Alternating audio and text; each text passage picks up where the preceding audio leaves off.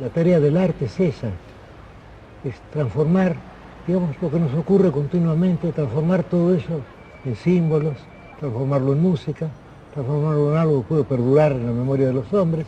Es nuestro deber ese, tenemos que cumplir con él, si no nos sentimos muy desdichados. ¿Sí?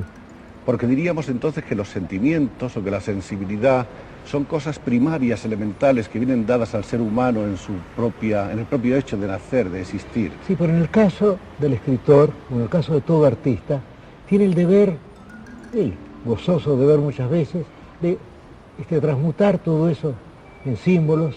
Esos símbolos pueden ser, me imagino, pueden ser colores, pueden ser formas, pueden ser sonidos,